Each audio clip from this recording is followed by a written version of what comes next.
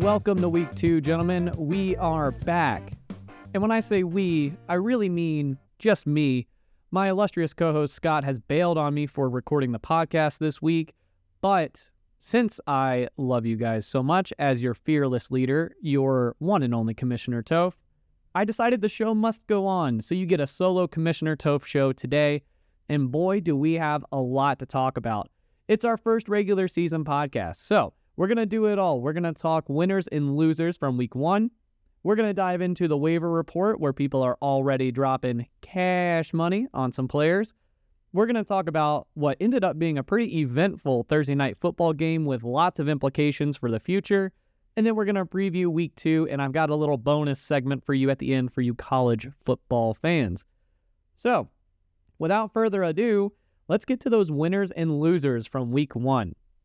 Looking at the scoreboard from week 1, as you would expect in a 10-team league, we had 5 winners and 5 losers. So let's start at the bottom of the barrel here. In the loser category, we had Herb Your Enthusiasm, my co-host Scott, going up against his roommate, landlord, and podcast better half, St. Brown in a Broken Zones. Herb Your Enthusiasm takes the loss there, only putting up 98.66. Top scorer for Scott's Herb Your Enthusiasm team, Jahmyr Gibbs at 17, followed by Jalen Hurts and Isaiah Pacheco at 16. Our next loser of the week was actually our highest scoring loser. That would be Alex Orbeck, manager of the Waddle House, putting up 127 points, but still taking a loss in week 1, led by Jaden Daniels putting up 28, and then Mike Evans, the inevitable, the ageless Mike Evans putting up 23 points, and then CJ Stroud putting up 18 for the Waddle House. Great performance, just not enough to get the victory. We also had Dragon D's Footballs, our former league champion, taking an L in week 1. 26 points from Tyreek Hill and 19 from James Conner wasn't enough. Only put up 104 on the week, and starting off with a loss against last year's Toilet Bowl loser, Average Joe's Gym, managed by Corey Eller. Our next loser in the league, Hawk Tua, putting up 97.5 points. Now, week 1, Tua had 18 points, but not a great sign when your team's leading scorer is the Minnesota defense. That's going to lead to a loss in week 1 for Hawk Tua. And now it's time to talk about the lowest of the low. Taking the loss and setting the bar at the basement level, we had LaPorte Authority only putting up 93 points, mostly because CeeDee Lamb, Jamar Chase, and Travis Etienne, all 3 top scorers on this team, none of them putting up more than 14 points. All right, now let's talk on a lighter note. Let's talk about our winners from week 1. You had yours truly, St. Brown in a Broken Zones, putting up 143. Shout out to Cooper Kupp and Josh Allen for both putting up over 30. Also, big shout out to Brandon Aubrey putting up 21 points and being my 3rd top scorer. Still upset about the Dallas coaching staff not giving him a chance to set the new NFL record and kick a 71-yard field goal. He was down for it. He stayed on the field. They were ready, and they actually ended up having to take a penalty and then switch it up right before halftime. Wanted to see Brandon Aubrey attempt a 70-plus yarder. Our next winner of the week, we had Can You Diggs It putting up 133 points against the Waddle House. This was our high-scoring matchup. We had Joe Mixon and Lamar Jackson both putting up over 25 points for Can You Diggs It. Congratulations on the W there. Just Win Baby, my brother from another mother, Christopher Glennon, led by Alvin Kamara. Love to see the Saints pull out a victory. The Dallas defense putting up 19 points, and then Patrick Mahomes putting up 15 for Just Win Baby. And now the comeback story of the year, picking up his first win of the season, currently undefeated, is Corey Eller's Average Joe's Gym. 111 points, led by none other than Jake Moody. Kicker, putting up 26 points to lead him to victory over our former league champion, Alex Dragon. And then now it's time for the best of the best, the cream of the crop. Our high-scoring team of the week was Saquon These Nuts, breaking the threshold of 150 for the first time this year.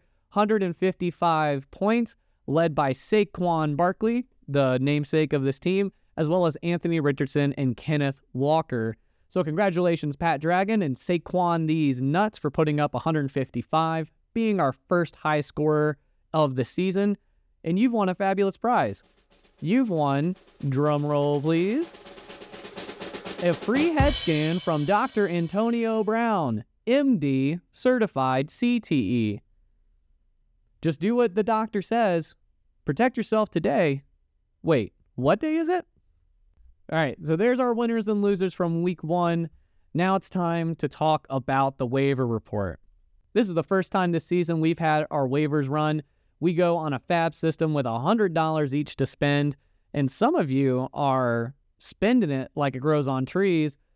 We had a few notable additions. The belle of the ball this week was none other than J.K. Dobbins, who got a total of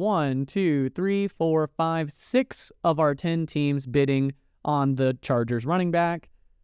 The second highest offer for J.K. Dobbins was $19, but that's not going to cut it. You had to spend a little bit more to top the Waddle House, picking up J.K. Dobbins for $43. So almost half your free agent budget. Hope that works out with the Chargers running back, J.K. Dobbins. LaPorte Authority spending on a quarterback, picking up Justin Fields for $30. Just a little bit of an overspend there. The only other bid on Justin Fields was $4 from Dragon D's Footballs. Trying to make up for Gardner Minshew and the Las Vegas Raiders offense there, picking up Justin Fields for $30.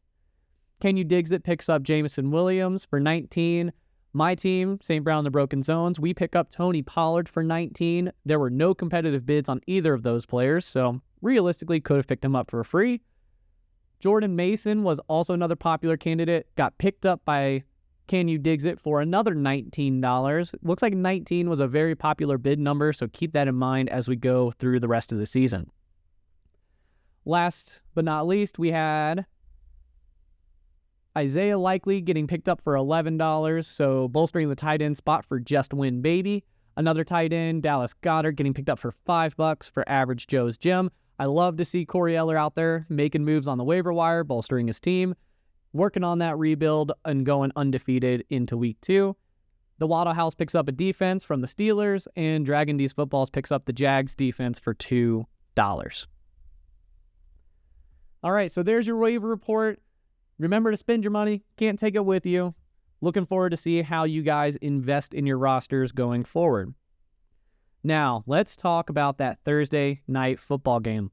I don't know about you guys, but I live in a state where I like to dabble in some sports betting, and unfortunately, none of my bets worked out last night. I was betting on a Josh Allen touchdown. I was betting on the over. None of that happened, and to add insult to injury, my 1.01 first overall pick in this league, Josh Allen, not only didn't score a touchdown to cash my bet, but also in my matchup against Christopher Glennon, the battle of the Christophers here, Josh Allen only put up 9 points. So, tough night.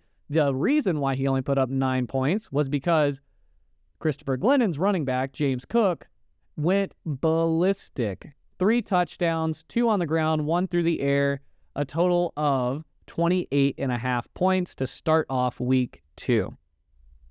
On the Dolphins side of the ball, the real storyline here, obviously, Tua going down with another concussion. We've seen it too many times.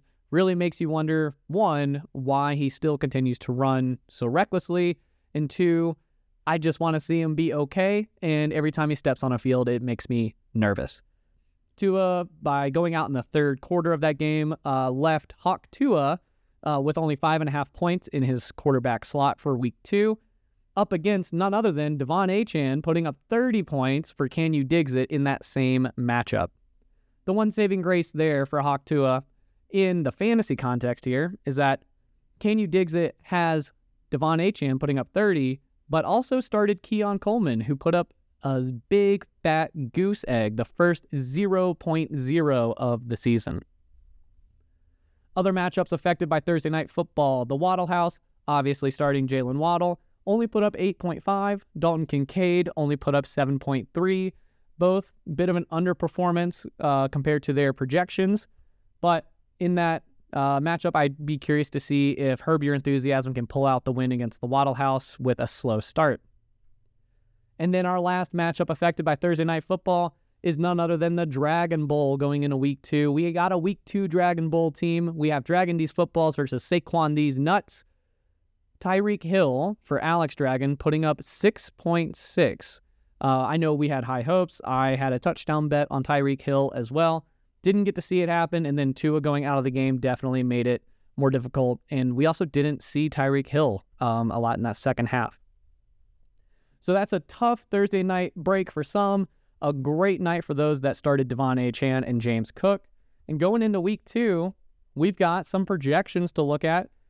2 undefeated teams, 2 teams coming off a win. The 2 Christophers, Just Win Baby and St. Brown, the Broken Zones. After Thursday Night Football, the projections are looking like CJ with 139 points to my 129. We'll look to see if I can make up that gap.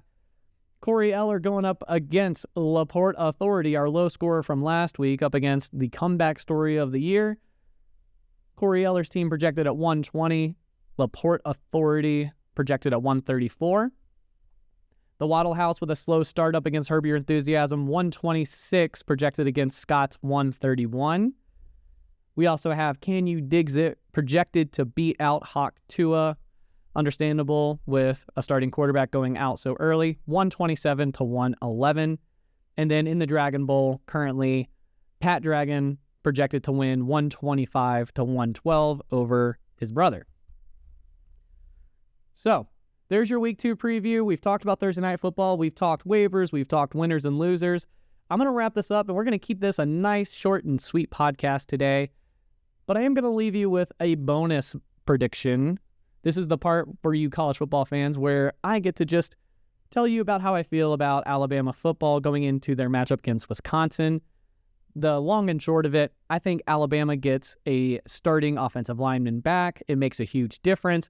We have that high-scoring, high-powered offense we saw in the fourth quarter against USF, but we still have defensive struggles with all those freshmen starting. I think it's a high-scoring game. Alabama wins, but Wisconsin covers, keeps it within 2 touchdowns.